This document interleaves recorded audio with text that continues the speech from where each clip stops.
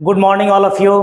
आज के क्लास में हम लोग देखने चल रहे हैं फेज चेंज, अवस्था में परिवर्तन। तो सबसे पहले आप लोग जानते हो कि पदार्थ किसे कहते हैं, सबको पता होगा, matter. What is matter? Anything having some mass and occupy some space. हर वो चीज जिसके पास कुछ द्रव्यमान हो और कुछ जगह घेरता हो, उसी को हम लोग पदार्थ कहते हैं, मैटर कहते हैं। और पदार्थ की बेसिकली आप तीन अवस्था पढ़े होंगे मैटर का। कौन कौन सा अवस्था था? सॉलिड, लिक्विड, गैस, जिसको आप हिंदी में ठोस, द्रव और गैस कहते हो। इन तीनों अवस्थाओं के बारे में आप लोग सुने होंगे कि ठोस क्या होता है। तो सर, जिसका शेप फिक्स होता है और वॉल्यूम भी फिक्स होता है, वो ठोस होता है, मतलब सॉलिड होता है। और लिक्विड के बारे में क्या पढ़े होंगे? जो द्रव है, तो द्रव क्या होता है? सर, वॉल्यूम तो फिक्स होता है लेकिन शेप फिक्स नहीं होता है। जिस कंटेनर में आप रखिएगा ये उसी शेप का हो जाता है। लेकिन अगर गैस की बात कीजिएगा तो गैस का ना तो शेप फिक्स होता है और ना ही वॉल्यूम फिक्स होता है। आप गैस को जितना बड़ा कंटेनर में रखिएगा वो पूरा वॉल्यूम अक्वायर कर लेगा, पूरा आयतन उसका हो जाएगा। और जिस कंटेनर में रखिएगा शेप कह सकते हैं कि उसी कंटेनर का होगा, वैसे गैस का कोई शेप नहीं आएगा। ठीक है। अगर आप छोटे से बॉटल में गैस को रखते हो तो उसका वॉल्यूम कम है, आयतन कम है, और उसी को अगर आप एक कमरे में एक्सपोज कर देते हो, खोल देते हो, तो पूरे कमरे में वो गैस भर जाएगा और वॉल्यूम क्या हो जाएगा? कमरे के बराबर। तो गैस का वॉल्यूम मतलब कंटेनर का वॉल्यूम, जिस कंटेनर में आप गैस को रखे हो वही वॉल्यूम होगा।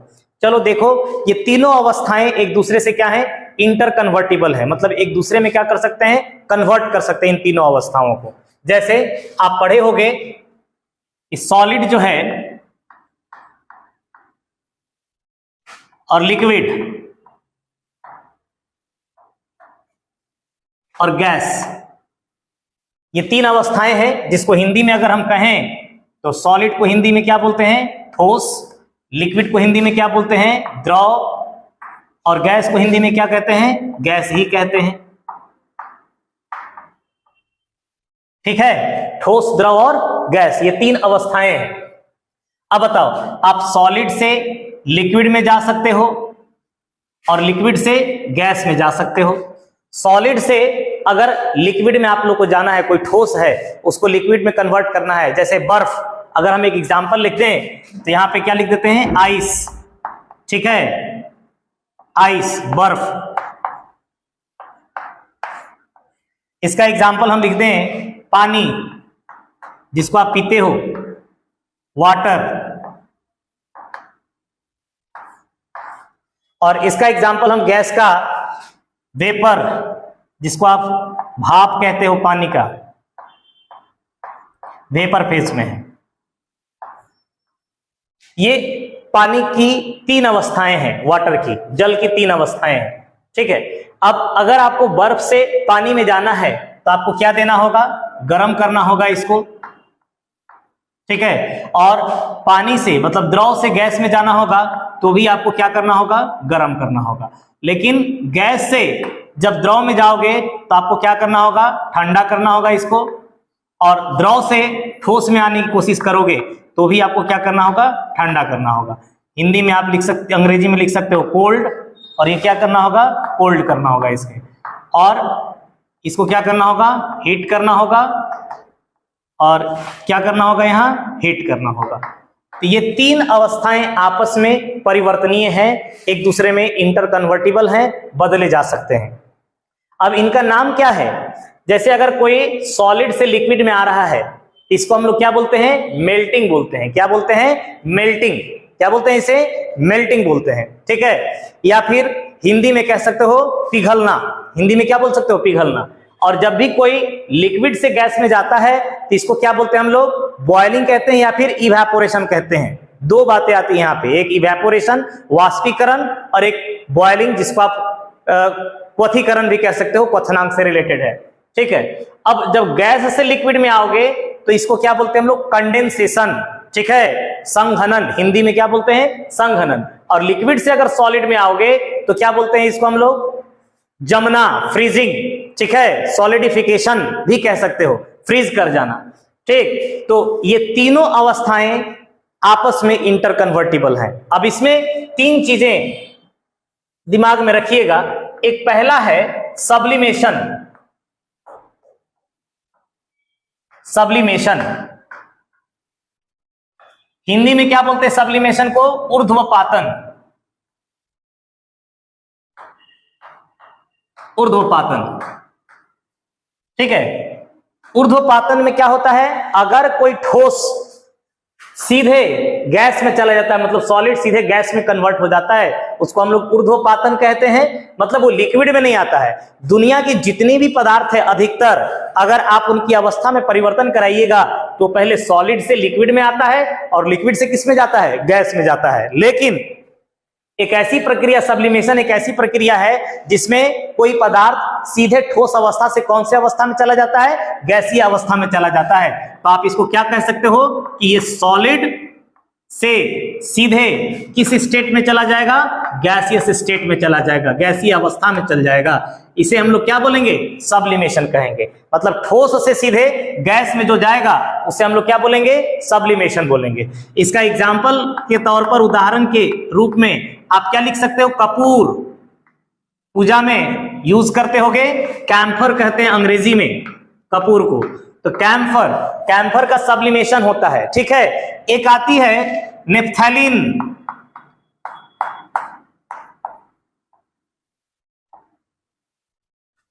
जो कपड़ा में रखते हैं बहुत दिनों, जैसे कंबल वगैरह रखते हो घर में बक्सा में, तो उसमें कुछ गोलियां आती है, नेप्थेलिन बॉल्स होती हैं, उनको रखोगे तो सीधे जो है ठोस से किस अवस्था में चली जाती हैं? गैसीय अवस्था में चली जाती हैं। ये दूसरा एग्जाम्पल।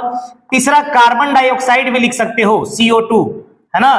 कार्बन डाइऑक्साइड भी ठोस अवस्था में, ड्राई आइस, शुष्क बर्फ, ठीक है, शुष्क बर्फ अवस्था में होता है और फिर नहीं तो सीधे गैस में जाता है। हाँ, कार्बन डाइऑक्साइड जो है, कार्बन डाइऑक्साइड को द्रवित अवस्था में लाया जा सकता है 30 डिग्री सेल्सियस के आसपास के ताप पर, लेकिन जो वायुमंडलीय दाब है इसका लगभग 5 गुना, कितना दाब? 5 गुना दाब आप बढ़ा दीजिएगा तो कार्बन डाइऑक्साइड जो है वो द्रवित अवस्था में आ सकता है। लेकिन सामान्यतः ये किससे? ठोस से सीधे कौन सी अवस्था में जाता है? गैसीय अवस्था में जाता है। सब्लिमेशन का उपयोग, जो ऊर्ध्वपातन है, इसका उपयोग कहां पे किया जाता है? तो प्रिंटिंग में इसका उपयोग किया जाता है। कहां किया जाता है? प्रिंटिंग में। जैसे कपड़ा पर या मग जो प्लास्टिक के हैं उन पर देखे होंगे कि अच्छे अच्छे प्रिंट फोटो बने हुए रहते हैं, कपड़े पर जो तस्वीर बनी रहती है, फोटो बना रहता है। तो कुछ ऐसे हमारे पास कलर के मटेरियल हैं जिसको ठोस से सीधे कौन सी अवस्था में? गैस अवस्था में ले जाते हैं और गैस से प्रिंटिंग उनकी हो जाती है, ठीक है। किससे प्रिंटिंग होती है? गैस से प्रिंटिंग होती है। तो प्रिंटिंग में सब्लिमेशन का उपयोग किया जाता है। सब्लिमेशन के बाद दूसरा आपको दिमाग में रखना है, बॉयलिंग।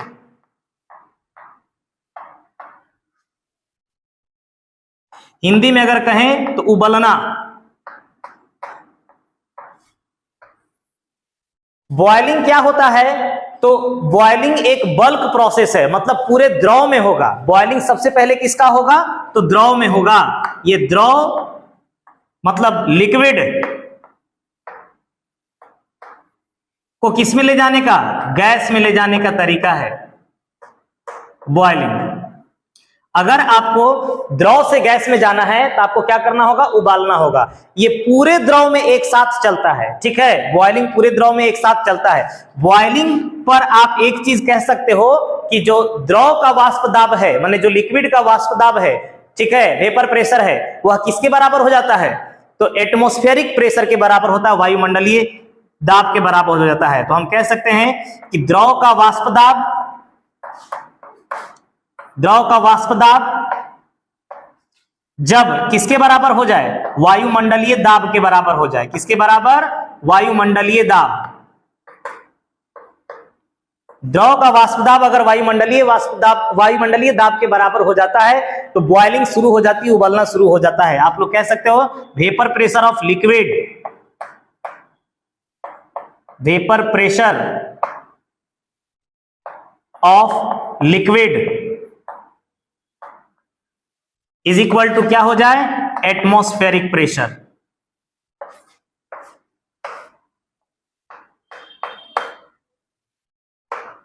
एटमॉस्फेरिक प्रेशर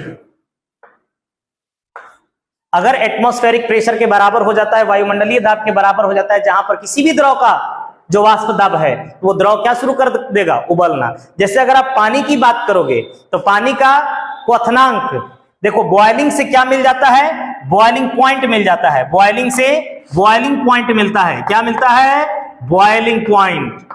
याद रखना, बॉइलिंग से बॉइलिंग पॉइंट एक कॉन्सेप्ट मिल रहा है जिसको हिंदी में क्या बोलते हैं, क्वथनांक बोलते हैं। क्या बोलते हैं, क्वथनांक। क्वथनांक या बॉइलिंग पॉइंट क्या है, तो ये एक ताप है। बॉइलिंग पॉइंट क्या है, टेम्परेचर है ना।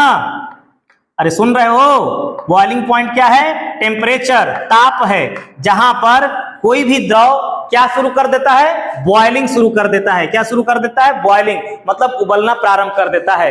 तो वह ताप, जिस ताप पर, वह ताप जहां पर कोई द्रव उबलना शुरू कर दे, कोई लिक्विड बॉइलिंग शुरू हो जाए उसका, उसी टेम्परेचर को, उसी ताप को हम लोग क्या बोलते हैं, बॉइलिंग पॉइंट कहते हैं या फिर क्वथनांक कहते हैं। ठीक है, जैसे अगर आप जल की बात करोगे तो जल का बॉइलिंग पॉइंट कितना पढ़े हो तुम लोग, 100 डिग्री सेल्सियस। मतलब 100 डिग्री सेल्सियस ताप पर अगर जल की आप बात करोगे तो जल का जो वाष्प दाब है वो 1 एटीएम हो जाता है। वायुमंडलीय दाब कितना है, 1 एटीएम। 1 एटीएम के बराबर हो जाता है। इसलिए जल उस ताप पर क्या शुरू कर देता है, उबलना, और पूरे बल्क में पूरा द्रव जितना है उन सब में उसकी बॉइलिंग शुरू हो जाती है, और हर जगह से जो जल के अणु हैं वो गैसीय अवस्था में परिवर्तित होते हैं, गैसियस फेज में जाते हैं और गैस बन जाते हैं, वेपर बन करके बाहर आ जाते हैं। ठीक है, तो यह है बॉइलिंग। तीसरा देखो होता है वाष्पीकरण। वाष्पीकरण कोई इसका निश्चित ताप नहीं है, कोई फिक्स टेम्परेचर नहीं है, no fixed temperature, no fixed temperature, कोई निश्चित ताप नहीं है।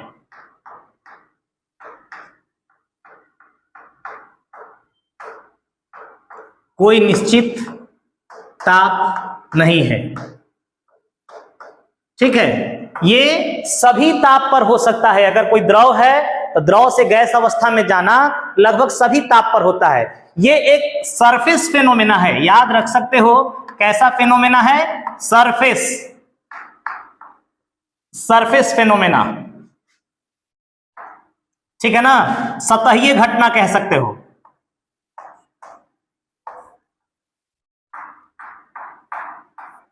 ये कहां होता है, सतह पर होता है।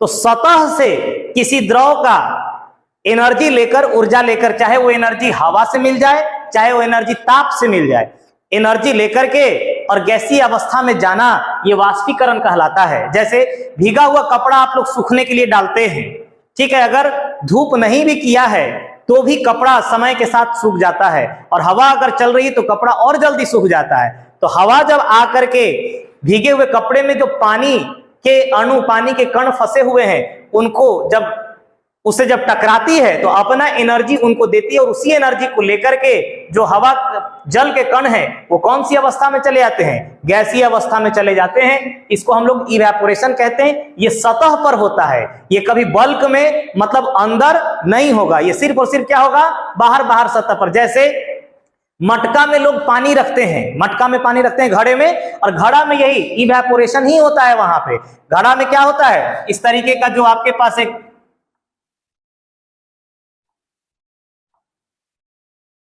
इसमें जो पानी आप रखते हैं तो इसमें छोटे छोटे छोटे छोटे छोटे छोटे छिद्र हैं, पोर्स हैं। इन्हीं पोर्स से पानी रिस रिस करके कहां आता है, बाहर आता है। और बाहर कौन पानी आता है, तो अंदर से जो पानी की ऊर्जा है, पानी का जो ताप है, ताप के फॉर्म में जो ऊर्जा है, उसी ऊर्जा को लेकर के सतह पर आते हैं, और सतह पर आकर के वाष्पीकृत हो जाते हैं। तो जगह खाली हो जाती है, उसी जगह को भरने के लिए अंदर से फिर से नए पानी के कण जो है वो बाहर आते जाते हैं। ये प्रक्रिया चलती रहती है, और कुछ देर के बाद घड़े के अंदर जो पानी रखा है उस पानी का टेम्परेचर मेंटेन रहता है, कम रहता है, पीने लायक रहता है, जिसको लोग गर्मी के दिन में इस्तेमाल करते हैं। मिट्टी का जो घड़ा है इसमें पानी रखते हैं। तो वाष्पीकरण कोई फिक्स ताप पर नहीं होगा, सभी ताप पर हो सकता है। ये सतहीय घटना है, सरफेस फेनोमेना है। यहां से सिर्फ और सिर्फ सतह के जो द्रव के कण हैं वो जाते हैं।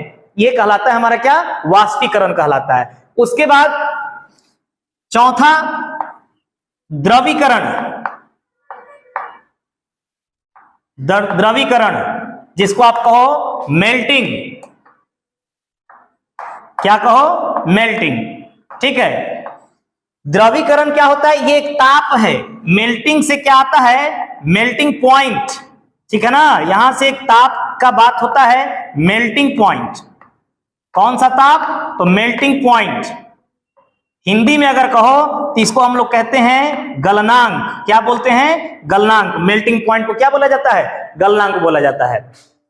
तो मेल्टिंग पॉइंट एक ऐसा टेम्परेचर है जहां पर कोई ठोस जो है, सॉलिड जो है, वो कौन सा स्टेट में चला जाता है? लिक्विड स्टेट में आ जाता है, द्रवीकरण कर दिया जाता है, तो हम उसे क्या बोलते हैं? मेल्टिंग पॉइंट बोलते हैं। क्या बोलते हैं? मेल्टिंग पॉइंट, गलनांक। और इसी घटना को हम लोग क्या बोलते हैं? द्रवीकरण। ठीक है। इसी से रिलेटेड एक और है हिमीकरण। हिमीकरण, जिसको हम लोग अंग्रेजी में कहते हैं फ्रीजिंग। ठीक है। हिमीकरण और द्रवीकरण। द्रवीकरण क्या है? द्रव से, सॉरी, ठोस से द्रव में जाना, और हिमीकरण है द्रव से ठोस में जाना। आप इसको लिख सकते हो कि ये जो है सॉलिड से किस में जाएगा? ये लिक्विड में जाएगा।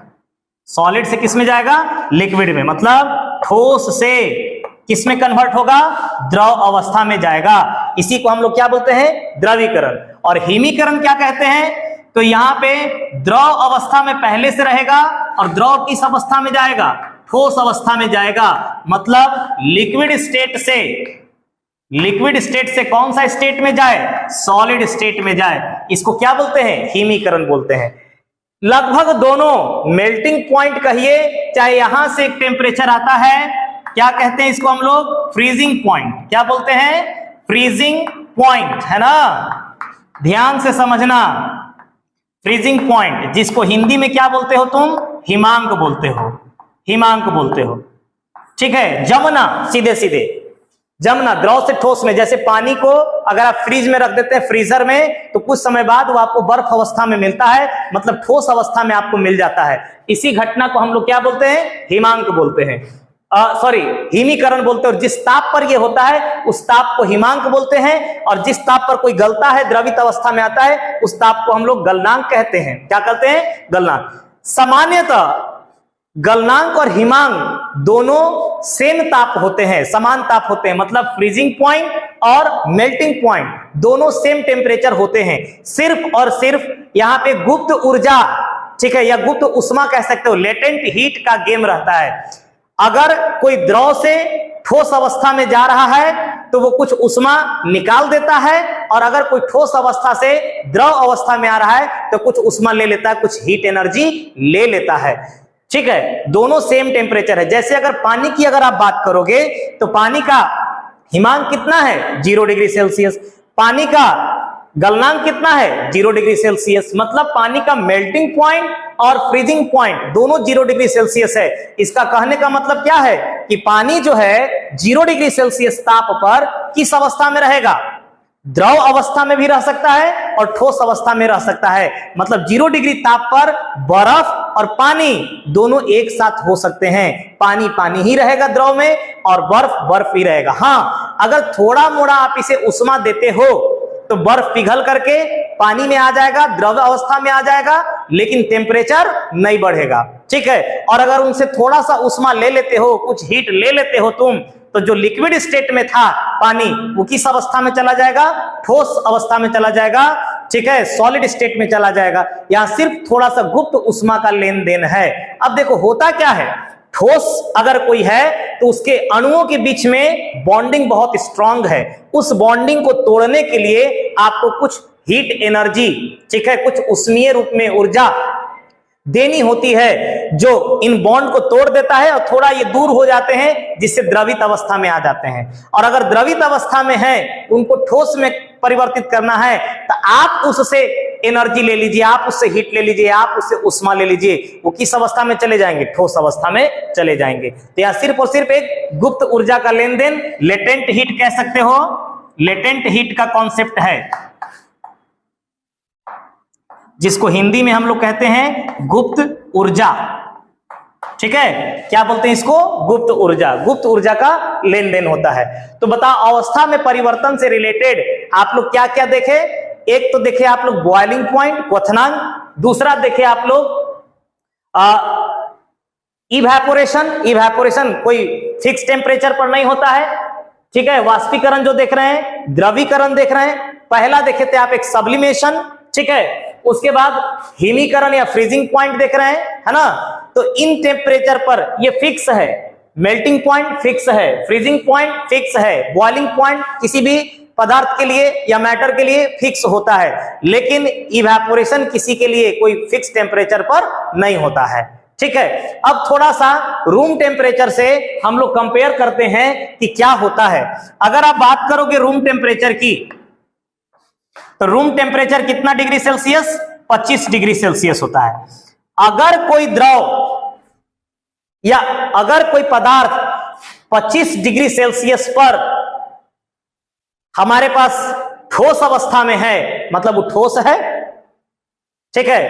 कोई द्रवीय अवस्था में द्रव है और गैसीय अवस्था में क्या है? वो गैस है। तो कैसे हम कहेंगे कि कब कौन ठोस बन चुका होगा, या कोई द्रव बन चुका होगा, या कोई गैस बन चुका होगा? तो अगर आप गैस की बात करोगे, यदि आपके पास कोई गैसीय अवस्था में है तो उसका बॉइलिंग पहले हो चुका होगा, वो उबल चुका होगा, तभी तो गैसीय अवस्था में रहा होगा। मतलब अगर गैस की अगर बात करोगे, गैस की बात अगर आप करोगे तो गैस की बॉइलिंग इधर हो चुकी होगी, इधर 25 डिग्री सेल्सियस के नीचे ही उसकी बॉइलिंग हो गई होगी।